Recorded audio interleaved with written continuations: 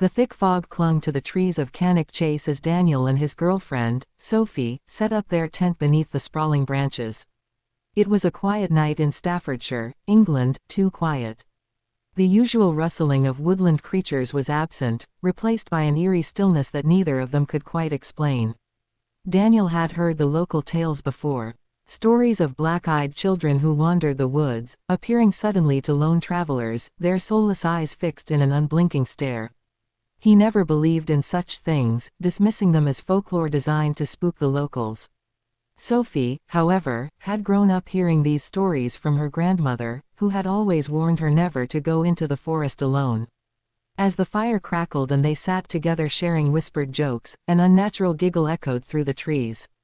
Sophie stiffened. "Did you hear that?" she asked. Daniel turned, scanning the darkness, but saw nothing. "Probably just a fox," he muttered, though the uncertainty in his voice betrayed him. The giggle came again, closer this time, followed by the unmistakable sound of footsteps crunching over dried leaves. Sophie reached for Daniel's arm. "Someone's out there," she whispered. Determined to prove there was nothing to fear, Daniel grabbed his flashlight and unzipped the tent. The beam of light sliced through the thick air, revealing only mist and gnarled trees. But then, just beyond the glow, something moved. A small figure stood at the edge of the clearing, barely visible in the dim light.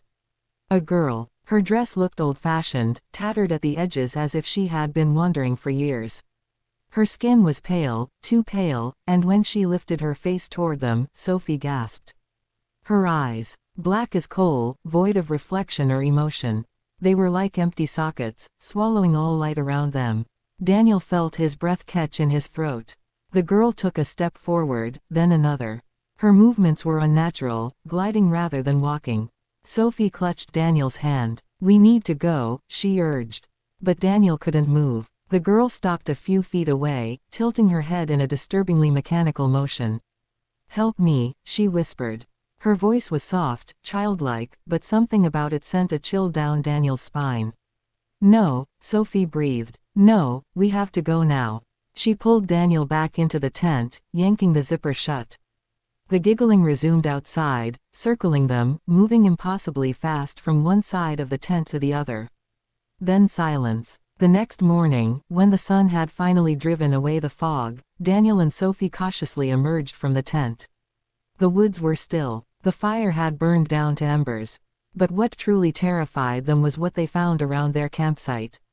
Small piles of stones, evenly spaced, forming a perfect circle around their tent. As if something, or